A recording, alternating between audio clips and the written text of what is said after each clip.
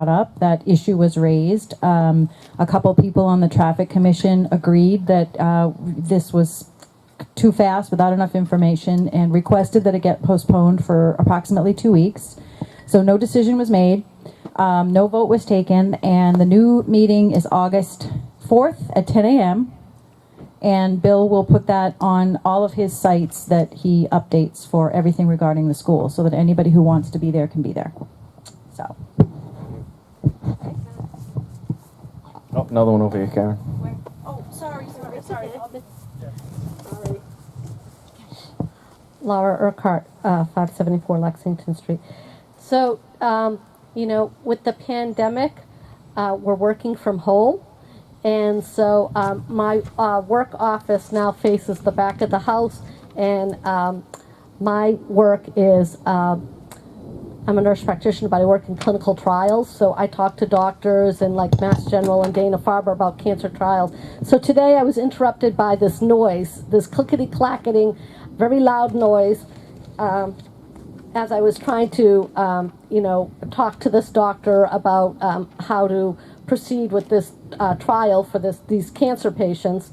And so it was very upsetting to me that it was, I'm having to yell at him and trying to do this. So I feel like my work is threatened by, as someone just asked about blasting and how this is going to impact in the context of the pandemic, that I cannot now go into Mass General or Dana-Farber or wherever.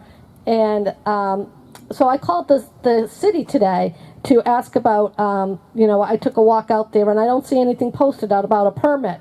And so I talked to 3 different people at the building office, and one person said to me, "Oh, let me see if they will pull a permit." And so then she came back, and I could tell by her voice, because I'm kind of good at reading people like that from my job in clinical care. She said, "Oh, it's tricky. It's very tricky here. The city owns the property, so there's no permit there, and so they were drilling and boring, just like you said, and this has happened a few times. No, so we're not notified. I can't work around to say this is not a good time to schedule a WebEx meeting with this. It's not. It's just not one doctor. It's like the team to carry out this clinical trial. So I feel like this noise it's so loud. It really threatens my work and my ability to proceed here. And so I wonder, one, where's the transparency there? And two, when he was talking about, I know that it's going to get even louder when they do the blasting. And somebody asked last time, Piety Corner is a historic district, and ours is one of many homes that have fieldstone foundations. So, I get worried about working from home too, and my house crumbling or something in this whole situation. No, yeah, I can sympathize. I work from home too, and that Glen Circle drilling that went on for 6-8 months, I had the same issues going on. Again, same thing, it did come up last week. The exploratory work doesn't require a building permit, was the answer I was given by the construction folks. But anything that does, So that's you'll be the notified. folks. What is this really true? What the city said? This woman I talked to. I don't know. I can't speak for any of them. Into that? Can we validate that, Karen? That's true. Like the city can do whatever they want. Yeah, we'll look into that. My guess is, yes, tricky. Yeah, it's very tricky. Very tricky. Yeah, Yeah, I'm she not was really right. sure. I mean, Mayor, do you have any feedback on that? Is that true? Generally, site work is not required. In other words, a person can go out and do all of their site work. It's when they start to do something. So she said generally site work doesn't require a permit. And Lorraine is going to give a month ahead look for everybody. So you'll know she's going to give a schedule that's a month ahead. So that's what she's going to do. Okay, so to paraphrase that, if you couldn't hear, it was that the point is taken that you will need more notice, a month ahead for loud stuff, and in addition to that, it's not necessary for a city to pull a permit on exploratory board? I don't think doesn't have to be the city. Anyone? If you're doing, that exploratory work, you don't have to pull a building permit. Okay. Okay. So we'll confirm that. We'll make sure that that's the case. It's a For question. example, if someone goes in and clears 5 acres next to the site, whether there's a permit or not, so I'll check on that one too. But the city is subject to the same rules as anybody else. We're not exempt. Okay. Oh, okay. That clarifies it. Yeah. City's not exempt from the same rules that any private builder would need to follow. So, Patrick, I think you're...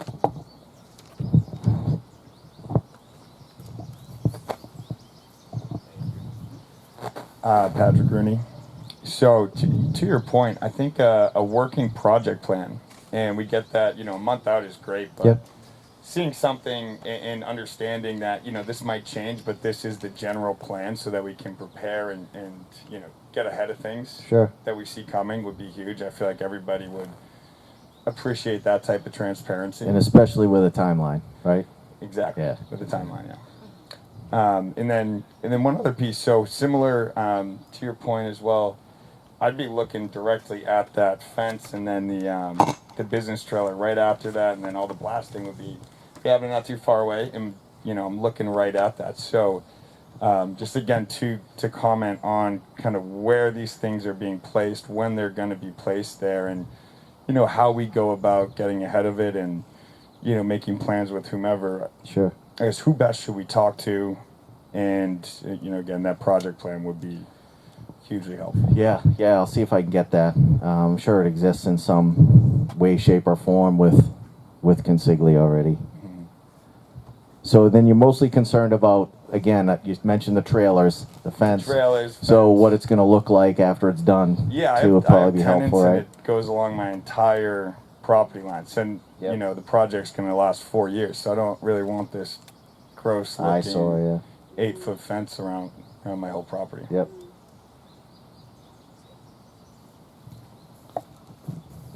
So landscaping, stuff like that, all that kind of Yeah, detail. I'm open to work Yep. with you guys.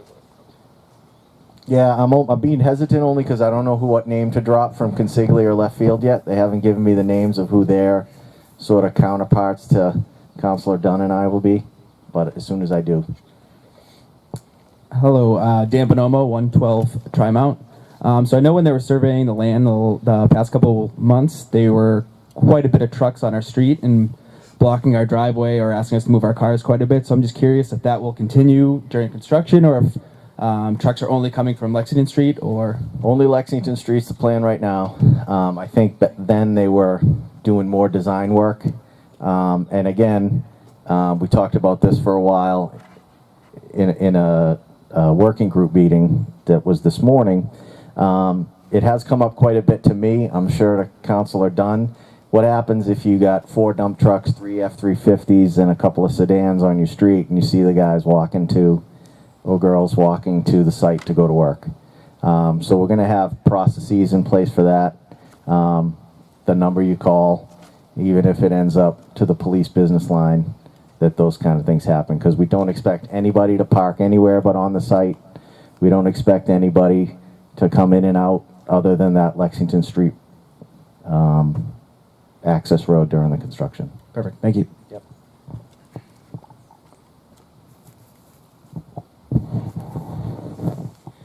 Karen? I just want to comment on something that was brought up last week, which was the homes up in the Trimount, Larchmont area. And there's one more, Trimount, Rosemont, Larchmont, Sachem. There is the possibility that that's going to be a pretty heavy pedestrian use. I mean, kids that live up in that way are probably not going to walk all the way down and all the way around. And I know that there was the question brought up of the worst thing that could happen is that a parent drives their kid up the hill and drops them off at the end of Trimount so that they can walk the rest of the way, because then you've got all, extra cars up there when the whole point was to keep everything, down where the action is. So that is something I think I'm going to be following up on, and make sure that we don't have a drop-off zone that's at the end of someone's dead-end road.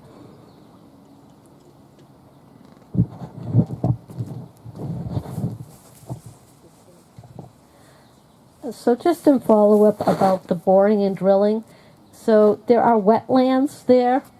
That's the B7 wetlands, and I thought you needed permission to drill near there.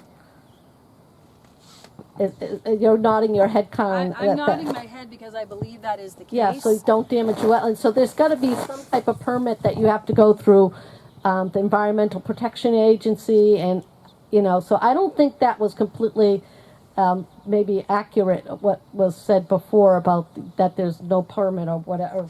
It was confusing. It was tricky.